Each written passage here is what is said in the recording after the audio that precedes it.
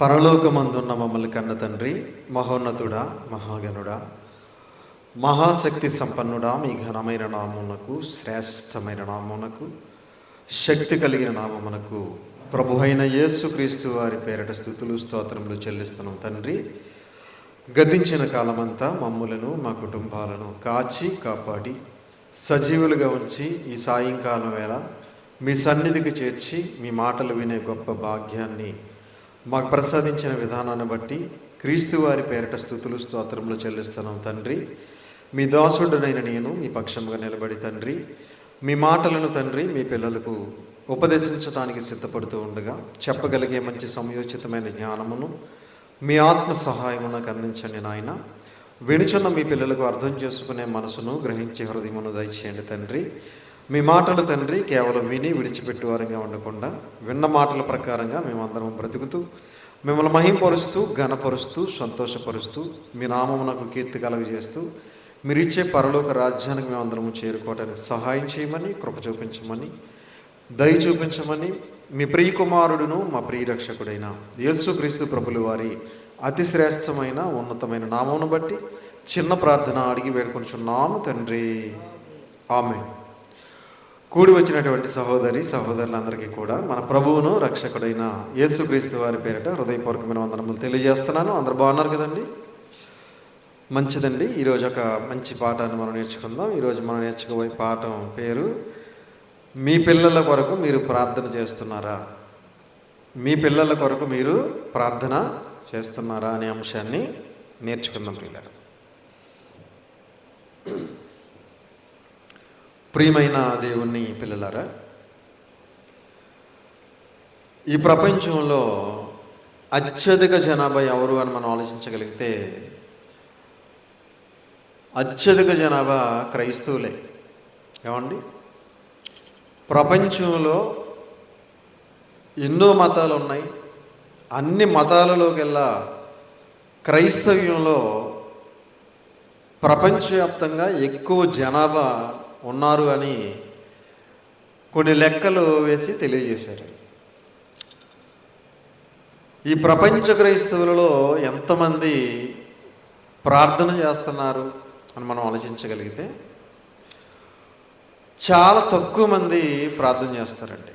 తమ బిడ్డల కోసం కానీ, తమ కోసం కానీ, తమ కుటుంబ సభ్యుల కోసం కానీ, తమ బంధువుల కోసం కానీ, తమ స్నేహితుల కోసం కానీ, సంఘ విశ్వాసుల కోసం కానీ, సంఘ సేవకుల కోసం కానీ ప్రార్థన చేసేవారు చాలా తక్కువ మంది ఉంటారు. ఎక్కువ శాతం ప్రార్థన చేసేవారు ఉన్నప్పటికీ వారి ప్రార్థనలు ఎలా ఉంటాయంటే ఈ లోక సంబంధమైన వాటిని, భూ సంబంధమైన వాటిని, శరీర సంబంధమైన వాటిని దేవుడు వారికి అనుగ్రహించాలని, దయచేయాలని చేసే ప్రార్థనలే ఎక్కువగా మనకి చేసేవారు లోకంలో ఉన్నారు. మావాడు ఇంజనీర్ అయిపోవాలి, డాక్టర్ అయిపోవాలి, కలెక్టర్ అయిపోవాలి, ఏదో అయిపోవాలని చెప్పి ఈ లోక సంబంధమైన వాటి కోసం ప్రార్థన చేసేవారు ఎక్కువగా ఉన్నారు. కానీ మా పిల్లలు బైబిల్ గ్రంథంలో ఉన్నటువంటి భక్తులలాగా దేవుని కోసం ఉన్నతంగా బ్రతకాలి, దేవుని చిత్తానుసారంగా నడవాలి, వాక్యానుసారంగా జీవించాలని ప్రార్థన చేసేవారు చాలా తక్కువ మంది ఉంటారు. అవునమ్మా? ఎక్కువ మంది ఈ లోకంలో ఉన్న వాటి కోసం ప్రార్థన చేసేవాళ్ళు ఎక్కువగా ఉన్నారు.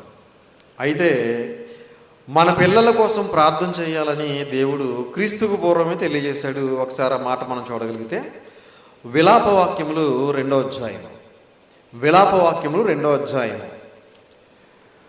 ఇర్మియా గ్రంథానికి యేసెకేలు గ్రంథానికి మధ్యలో ఉంటుంది. విలాపవాక్యములు 2వ అధ్యాయము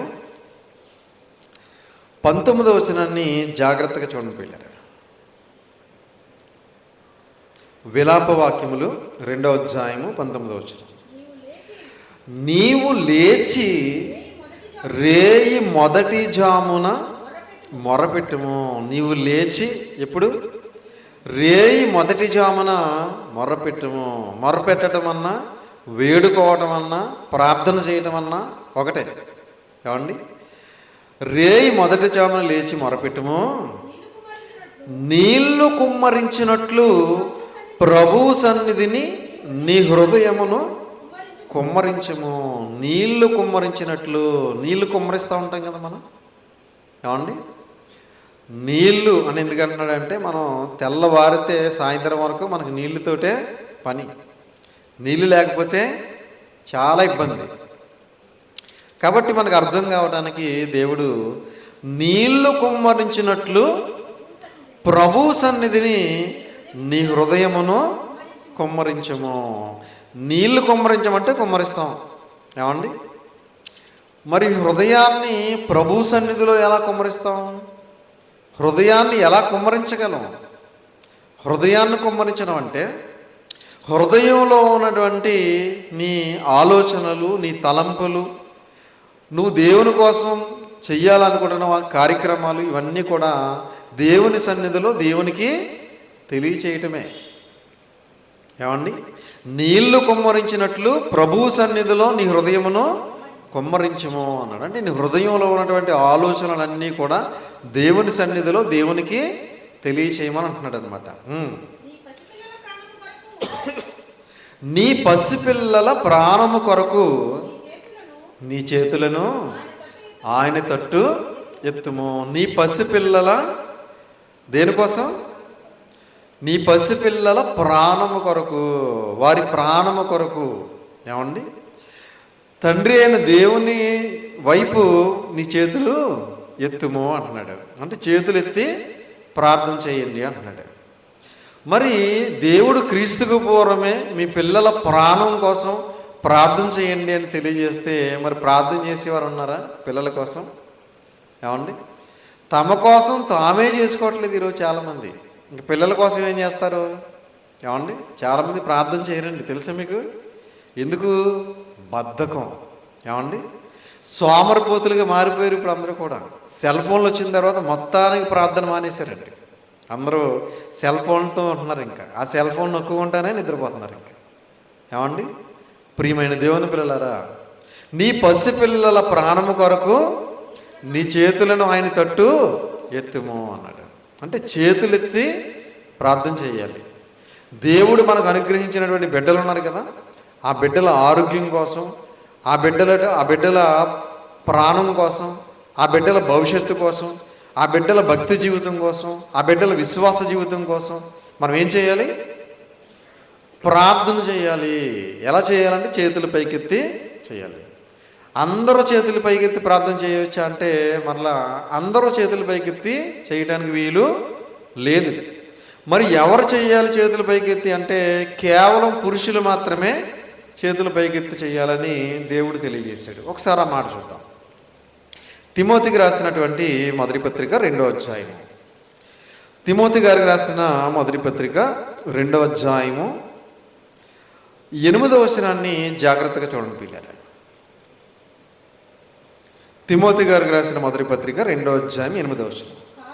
కావున ప్రతి స్థలమందును పురుషులు కోపమును సంశయమును లేనివారై పవిత్రమైన చేతులెత్తి ప్రార్థన చేయవలని కోరుచున్నాను. తిమోతికి రాసిన మొదటి పత్రిక 2వ అధ్యాయం 8వ వచనం. కావున ప్రతి స్థలమందును, నువ్వు ఏ స్థలంలో ఉన్నా పర్వాలేదు. ఏమండి? ప్రతి స్థలమందును పురుషులు కోపమును సంశయమును లేనివారై. కోపం ఉండకూడదు, అలాగే అనుమానం ఉండకూడదట. సంశయం అంటే అనుమానం. కోపమును అనుమానమును లేనివారై పవిత్రమైన చేతులెత్తి ప్రార్థన చేయవలని కోరుచున్నాను. ప్రియమైన దేవుని పిల్లలారా, మరి అలాగైతే స్త్రీలు ప్రార్థన చేయకూడదంటే ప్రార్థన చేయొచ్చు. చేతులు పైకెత్తి ప్రార్థన చేయమని బైబిల్ గ్రంథంలో ఎక్కడా లేదు.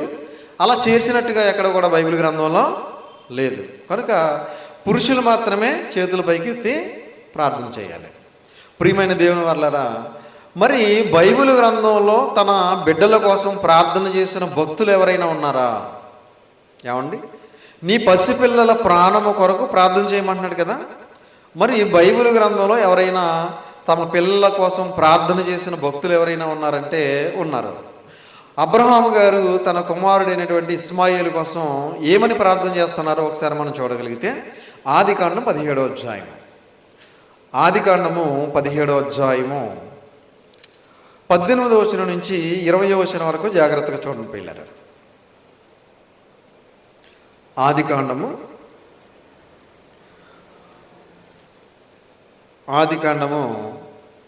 17వ అధ్యాయము 18వ వచనం నుంచి, అబ్రహాము ఇస్మాయేలు నీ సన్నిధిని బ్రతకను అనుగ్రహించమని దేవునితో చెప్పగా, ఏమని ప్రార్థన చేస్తున్నాడు అబ్రహాం గారు? ఇస్మాయేలు నీ సన్నిధిని బ్రతకను అనుగ్రహించమని చెప్పక దేవునితో చెబుతున్నాడట. ప్రియమైన దేవుని వాళ్ళారా, ఇస్మాయేలు గారు అబ్రహాం గారి కుమారుడేనా? కుమారుడే. అయితే వాగ్దానాన్ని బట్టి పుట్టినటువంటి కుమారుడు ఇస్సాకు అయితే, శరీరాన్ని బట్టి పుట్టిన కుమారుడు ఎవరు? ఇస్మాయేలు. ఏమండి, ఈ అబ్రహాము గారు ఏం చేస్తున్నారంటే తన కుమారుడైనటువంటి ఇస్మాయేలు కోసం దేవునికి ప్రార్థన చేస్తున్నాడు. నీ సన్నిధిని బ్రతకను అనుగ్రహించమని దేవునితో చెప్పగా, అప్పుడు దేవుడు ఏమంటున్నాడు చూడండి. దేవుడు నీ భార్య అయిన సారా నిశ్చయముగా నీకు కుమారుని కనును, నీవు అతనికి ఇస్సాకును పేరు పెట్టుదు, అతని తరువాత అతని సంతానము కొరకు నిత్య నిబంధనగా నా నిబంధనను అతనితో స్థిరపరిచెదను. ఏమంటే ఇస్సాకు గురించి చెప్తున్నాడు దేవుడు. అబ్రహాం గారేమో ఇస్మాయిల్ గురించి చెప్తుంటే దేవుడేమో ఇస్సాకు గురించి చెప్తున్నాడు. ఏమని? ఏమండి,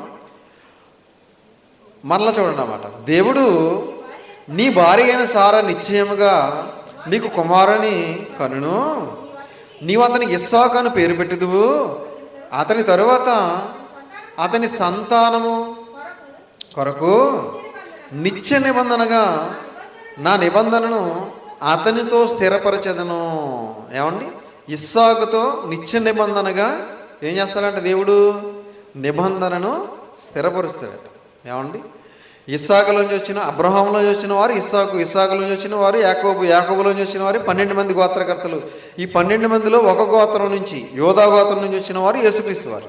ఏమండి, కనుక వాగ్దానాన్ని బట్టి పుట్టినవాడు ఇస్సాకు, శరీరాన్ని బట్టి పుట్టినవాడు ఇస్మాయిల్.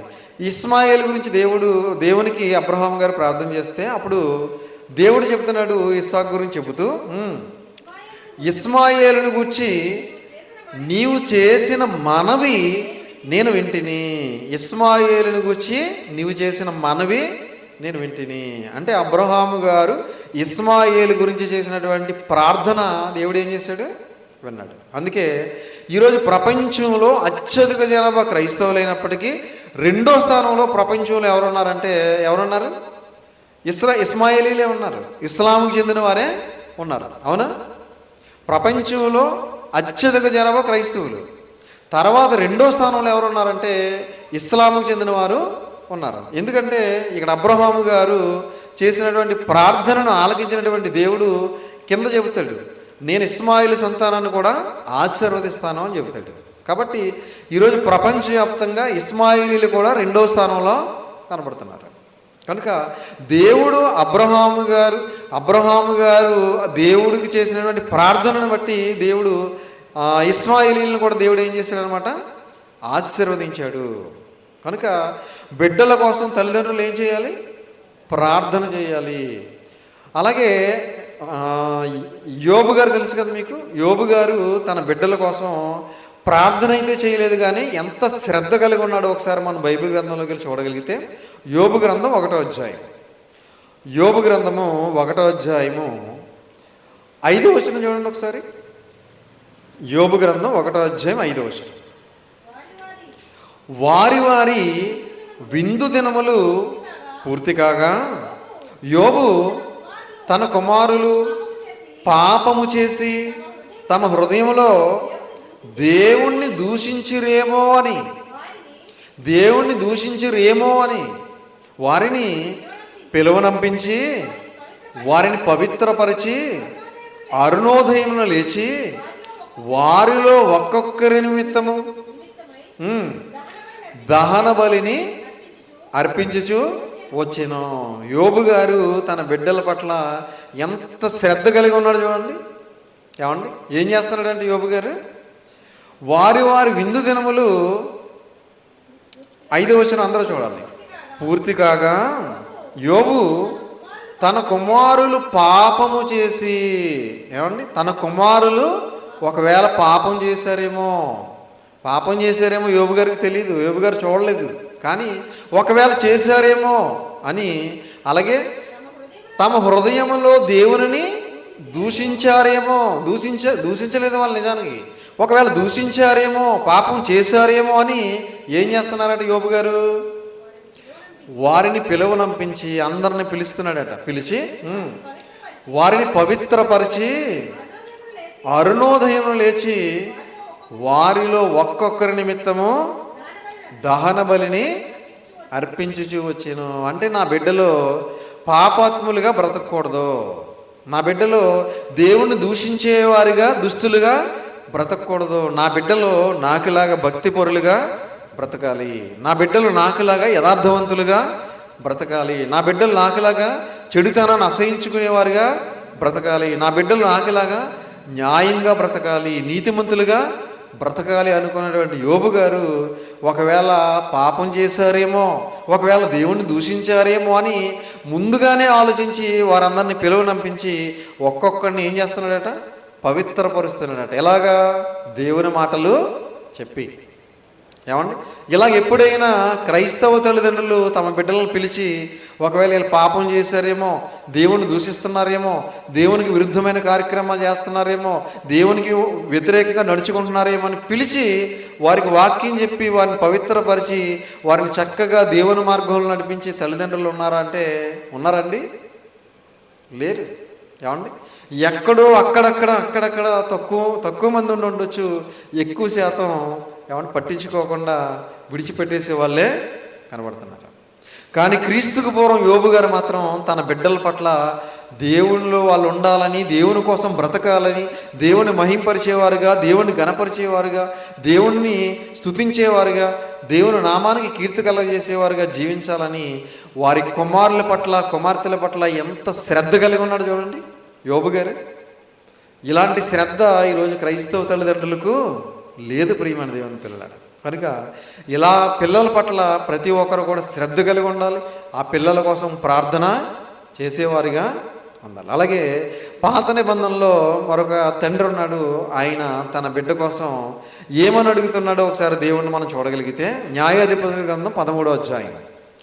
న్యాయాధిపతుల గ్రంథం 13వ అధ్యాయం. మనోహ తెలుసు కదా మీ అందరికీ.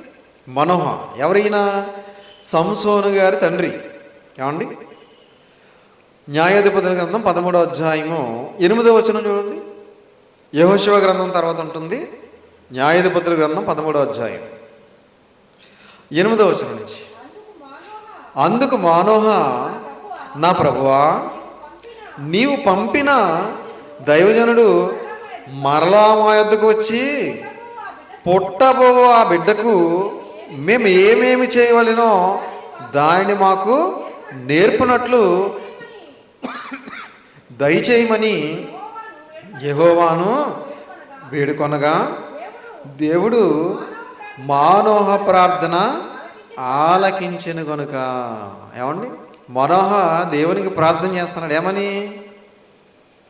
ఏమని ప్రార్థన చేస్తున్నాడు చూడండి 8వ వచనంలో. నీవు పంపిన దైవజనుడు మరలా మా యొద్దకు వచ్చి పుట్టబో ఆ బిడ్డకు మేము ఏమేమి చేయవలెనో దానిని మాకు నేర్పునట్లు దయచేయమని యెహోవాను వేడుకొనగా. పుట్టబోయే బిడ్డకు మేము ఏమేమి చేయాలో, మేము ఏమేమి నేర్పాలో, ఎలా పెంచాలో, ఎలా తీర్చిదిద్దాలో, ఎలా నడిపించాలో మాకు ఆ దైవజనుని మరలా మా యొద్దకు పంపించి మాకు నేర్పించమని యెహోవాకు మనవి చేయగా అంటే ప్రార్థన చేస్తున్నాడట.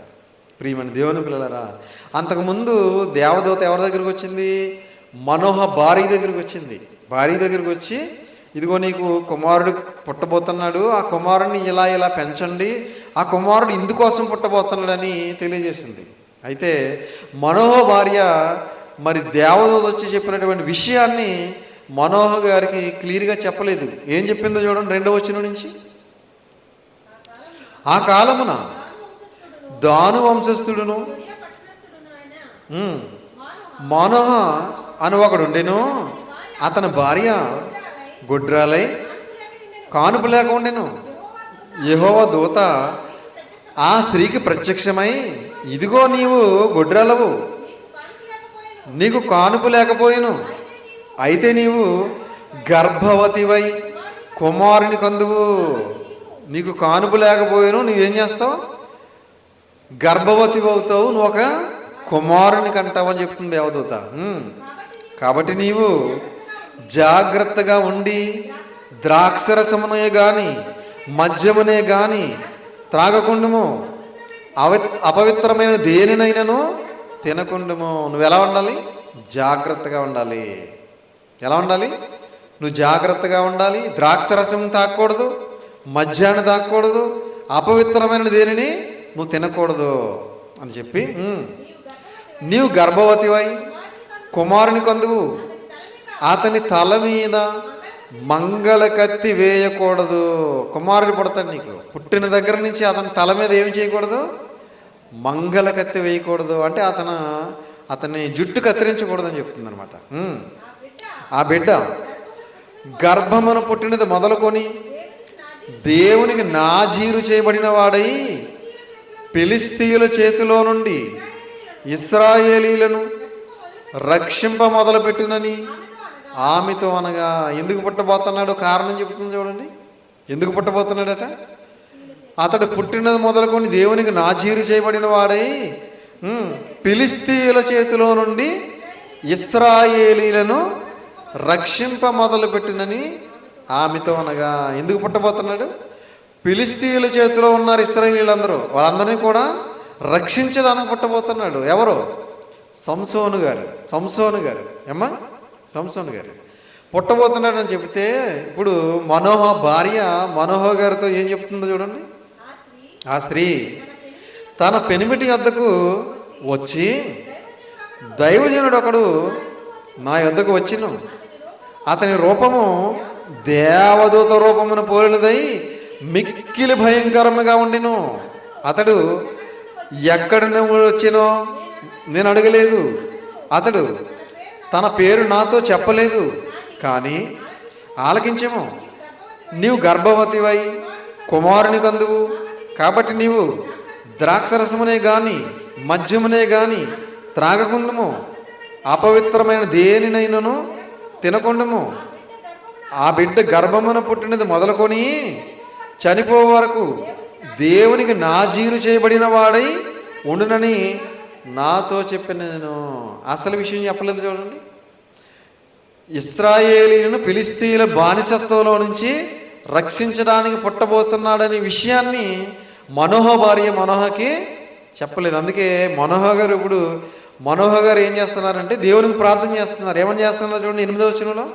అందుకు మనోహ, నా ప్రభువా, నీవు పంపిన దైవజనుడు మరలా మా యొద్దకు వచ్చి పుట్టబో ఆ బిడ్డకు మేము ఏమేమి చేయవలెనో దానిని మాకు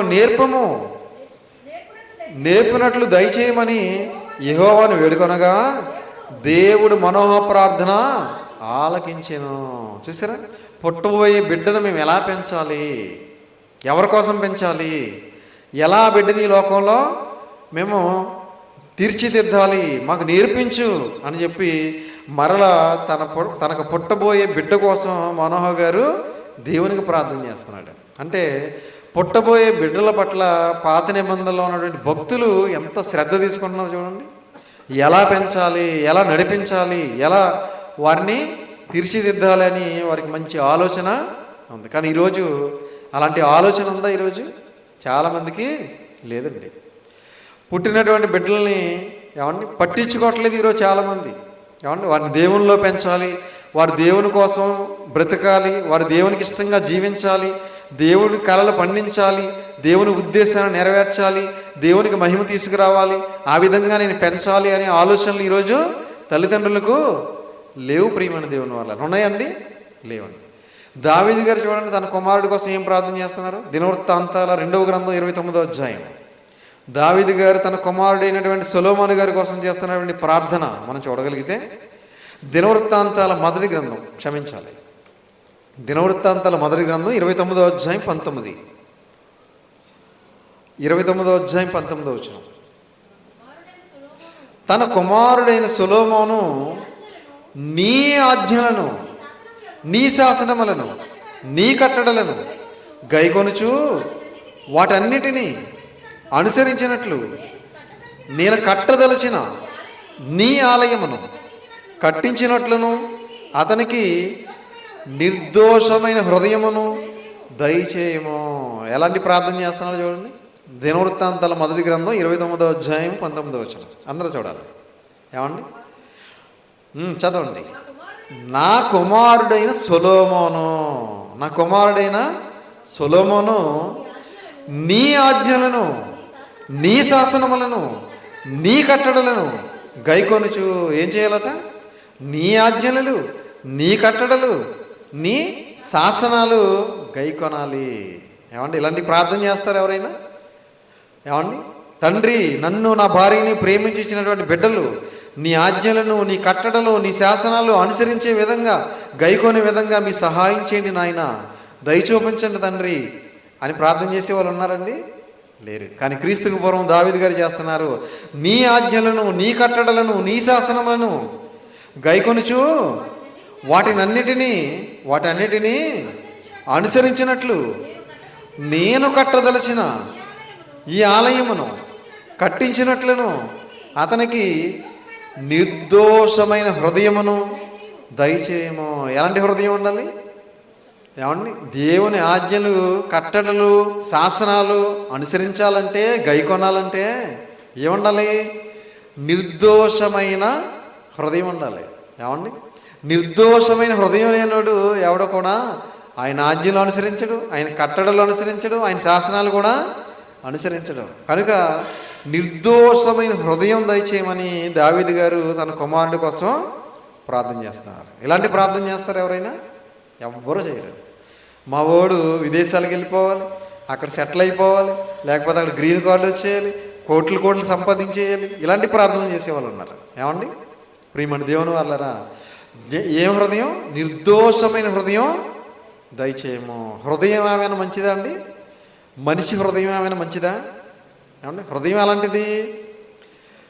ఇర్మీయా గ్రంథం 17వ అధ్యాయం చూడండి ఒకసారి. హృదయం ఎలాంటిదో మనం ఒకసారి చూద్దాం. చూడండి, ఇర్మీయా గ్రంథం 17వ అధ్యాయం 9వ వచనం. ఎన్నోసార్లు చదువుకున్నాం మనం. ఇర్మీయా గ్రంథం 17వ అధ్యాయం 9. హృదయం అన్నిటికంటే మోసకరమైనది, అది ఘోరమైన వ్యాధి గలది, దానిని గ్రహింపగలవాడు ఎవడు? హృదయము అన్నిటికంటే మోసకరమైనది. మనల్ని మోసం చేస్తుంది. ఏమండి? ఎవరినో మోసం చేయదు, మనల్ని మోసం చేస్తుంది. మనం చేసి చెడ్డ పనులు మనకు చెడ్డగా అనిపించవు, మనం తిట్టే బూతులు మనకు బూతుల్లాగా అనిపించవు, మనం చేసే నీచ నికృష్టమైన కార్యక్రమాలు అవి వాక్యానికి విరుద్ధమైనవి అనిపించవు. ఎలా అనిపిస్తాయి? ఏం పర్వాలేదు అనిపిస్తాయి. ఏమండి? హృదయము అన్నిటికంటే మోసకరమైనది, అది ఘోరమైన వ్యాధి గలది. ఎదుటివారు చేసే తప్పులు, ఎదుటివారు చేసే అపరాధాలు మనకు మాత్రం తప్పులుగా కనబడతాయి. మనం చేసే తప్పులు, మనం చేసే అపరాధాలు మాత్రం మనకు ఉప్పులుగా కనబడతాయి. అవునా? అది ఘోరమైన వ్యాధి గలది, దానిని గ్రహింపగలవాడు ఎవడు గ్రహించలేడు, దేవుడు తప్ప. ఏమండి? అది ఘోరమైన వ్యాధి గలది, దానిని గ్రహింపగలవాడు ఎవడు గ్రహించలేడు, దేవుడే గ్రహించగలడు. అందుకే దావీదు గారు అంటున్నారు, ఏమన్నారు? నిర్దోషమైన హృదయమును నా కుమారునికి దయచేయము. మనం కూడా ఇలాగే ప్రార్థన చేయాలి. మన పిల్లల పట్ల దేవుడు నిర్దోషమైన హృదయాన్ని దయచేయాలని మనం ప్రార్థన చేయాలి. ఏమండి? ప్రియమైన దేవుని వాళ్ళరా, అలాగే ఎజ్రా గారు కూడా ప్రార్థన చేస్తున్నారు. ఆయన ఏమైనా ప్రార్థన చేస్తున్నారో చూద్దాం ఒకసారి. ఎజ్రా గ్రంథము 8వ అధ్యాయము, ఎజ్రా గ్రంథం 8వ అధ్యాయము 21వ వచనం జాగ్రత్తగా చూడండి పిల్లలు. దినవృత్తాంతాల గ్రంథం తర్వాత ఉంటుంది చూడండి, ఎజ్రా గ్రంథము 8వ అధ్యాయము 21. అప్పుడు దేవుని సన్నిధిని మమ్మును మేము దుఃఖపరుచుకొని మాకును మా చిన్నవారికిని మా ఆస్తికిని శుభప్రయాణము కలిగినట్లుగా ఆయనను వేడుకొనుటకు అహావా నది దగ్గర ఉపవాసముండుడని ప్రకటించి తిని ఎజ్రా గారు ప్రకటించారట. ఏమండి? ఎందుకంటే వాళ్ళు అప్పటికి బానిసత్వం బ్రతుకుతున్నారు. ఏమండి? స్వదేశానికి వెళ్ళబోతున్నారు. వెళ్ళబోయే ముందు ప్రార్థన చేయాలని కోరుతున్నాడు అందరినీ. ఎలాంటి ప్రార్థన? ఉపవాస ప్రార్థన. ఏమండి? ఎజ్రా గ్రంథం 8వ అధ్యాయము 21వ వచనం. మరలా అప్పుడు దేవుని సన్నిధిని ఎక్కడ దేవుని సన్నిధిని మమ్మును మేము దుఃఖపరుచుకొని మాకును మా చిన్నవారికిని మా ఆస్తికిని శుభప్రయాణము కలిగినట్లుగా ఆయనను వేడుకొనుటకు అహావా నది దగ్గర ఉపవాసముండుడని ప్రకటించి తిని మాకును మా చిన్నవారికిని అన్నాడు చూడండి. మాకును మా చిన్నవారికి, చిన్నవారంటే పిల్లలు. ఏమండి? మాకు మా చిన్నవారికి మా ఆస్తికి శుభప్రయాణం కలిగినట్లుగా ఏం చేశారట? దేవుణ్ణి వేడుకోవాలని ఏనది అహావా నది దగ్గర ఉపవాసముండుడని ప్రకటించి తిని. ఉపవాసంతో మనం ప్రార్థన చేద్దాం. చూసారా? ప్రార్థన చేయాలి. ఏమండి? దేవుడు మనల్ని ప్రేమించేసినటువంటి బిడ్డల కోసం ప్రార్థన చేయాలి, మన కుటుంబ సభ్యుల కోసం ప్రార్థన చేయాలి, మన బంధువుల కోసం ప్రార్థన చేయాలి, మన స్నేహితుల కోసం ప్రార్థన చేయాలి, మన గ్రామస్తుల కోసం ప్రార్థన చేయాలి, మన దేశస్తుల కోసం ప్రార్థన చేయాలి, ప్రపంచ దేశాలలో ప్రజలందరి కోసం కూడా ప్రార్థన చేయాలి. అలా ప్రార్థన చేసినప్పుడు దేవుడు వాళ్ళందరి మనోనేత్రాలు వెలిగించవచ్చు, వారికి మారు మనసుకు దయచేయచ్చు, వారు కూడా వాక్యాన్ని అర్థం చేసుకోవచ్చు, వారు కూడా ఈ మార్గంలోనికి రావచ్చు. కనుక మనం ప్రార్థన చేయాలి. ముఖ్యంగా మన పిల్లల కోసం ప్రార్థన చేయాలి. ఏమండి? ముఖ్యంగా మన పిల్లల కోసం మనం ప్రార్థన చేయకపోతే వారు రేపొద్దున్న భయంకరమైన భ్రష్టులుగా మారిపోతారు, భయంకరమైన దుష్టత్వంలోకి వెళ్ళిపోయే ప్రమాదం ఉంది. కనుక ప్రతిరోజు కూడా మనం మన పిల్లల కోసం మనం ప్రార్థన చేయాలి. ఏమని ప్రార్థన చేయాలంటే, తండ్రి నా పిల్లలు నీ సన్నిధిలో మంచి మంచి పాటలు పాడి నేను స్తుతించేలాగా చేయండి తండ్రి అని ప్రార్థన చేయాలి. నా పిల్లలు నీ సన్నిధిలో మంచి ప్రార్థనా పరులుగా ఉండేలాగా చేయి తండ్రి అని ప్రార్థన చేయాలి. నా పిల్లలు నీ సన్నిధిలో వాక్యం నేర్చుకుని వాక్యానుసారంగా బ్రతికే వారిగా తీర్చిదిద్దు తండ్రి అని ప్రార్థన చేయాలి. నా బిడ్డల తండ్రి నీ సువార్త పనిలో పాలిభాగస్తులు అయ్యే విధంగా సహాయం చేయండి తండ్రి అని ప్రార్థన చేయాలి. తండ్రి నా బిడ్డల్లో నీ సన్నిధిలో నడుచుకుంటూ పరిశుద్ధులుగా పవిత్రులుగా బ్రతికే విధంగా సహాయం చేయండి తండ్రి అని ప్రార్థన చేయాలి. నా బిడ్డల తండ్రి తుదిశ్వాస విడిచిపెట్టే వరకు కూడా కుడికి కానీ ఎడమకి కానీ తొలగిపోకుండా క్రీస్తు మార్గంలో, క్రీస్తు అడుగుజాడల్లో నడుచుకుంటూ క్రీస్తు వారిని పోలు జీవిస్తూ క్రీస్తు రాకడ కోసం సిద్ధపాటు కలిగి మీరిచ్చే పరలోక రాజ్యానికి చేరుకునే విధంగా సహాయం చేయండి నాయన అని ప్రార్థన చేయాలి. ఇలాంటి ప్రార్థనలు చేసే వాళ్ళు ఉన్నారంటే ఇలాంటి ప్రార్థనలు ఎవరు చేయరు. ఈ ప్రార్థనే చేయాలి. ఏమండి? ఇది చాలా ప్రాముఖ్యమైన ప్రార్థన. కనుక ప్రార్థన అంటే చాలా సింపుల్గా తీసుకుంటున్నారు చాలామంది. ఏమండి? ప్రార్థన వలన రాజ్యాలనే జయించారు ఎంతమంది రాజులు పాత నిబంధనలో. ప్రార్థన వలన సింహాల నోళ్ళే మూగించారు. ప్రార్థన వలన అంతరిక్షంలో ఉన్నటువంటి సూర్యచంద్ర నక్షత్రాలనే ఆపారు. ప్రార్థన వలన 3.5 సంవత్సరాలు వర్షం కొరకుండా ఏలియా గారు ఆపగలిగారు. అంటే ప్రార్థనకి ఎంత శక్తి ఉందో చూడండి. శక్తి ఉందా లేదా? ప్రార్థన అంటే ఏదో సింపుల్గా తీసుకుంటున్నారు చాలామంది. కాబట్టి ప్రార్థన ప్రతి దినము కూడా మన కుటుంబ సభ్యుల కోసం, మన బిడ్డల కోసం తప్పనిసరిగా మనం ప్రార్థన చేయాలి. ఎందుకంటే అపవాదిగాడు ఒకడు ఉన్నాడు కదా, వాడు ఏదో ఒక రకంగా మన పిల్లల్ని దారి తప్పిస్తాడు, ఏదో రకంగా వాడు లోకంలో కలిపేస్తాడు, ఏదో రకంగా పాపంలో పడేస్తాడు, ఏదో రకంగా దేవునికి దూరం చేస్తాడు, ఏదో రకంగా వాడి నరకానికి నడిపిస్తాడు. కాబట్టి ఖచ్చితంగా మనందరం కూడా ప్రతి దినము కూడా మన బిడ్డల కోసం, మన కుటుంబ సభ్యుల కోసం ప్రార్థన చేయాలి. అలాగ అందరూ చేయాలని ప్రేమపూర్వకంగా తెలియజేస్తూ ఈ మాటలు ముగిస్తున్నాను. తలలు వంచండి, ప్రార్థన చేసుకుందాం. ప్రార్థన.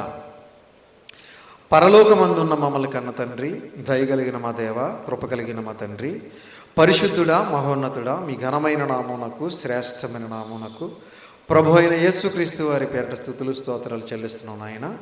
తండ్రి, ఇప్పటి వరకు మీ పరిశుద్ధ గ్రంథంలో నుండి ఎన్నో విలువైన మాటలు, అమూల్యమైన మాటలు మేము నేర్చుకున్నాం తండ్రి.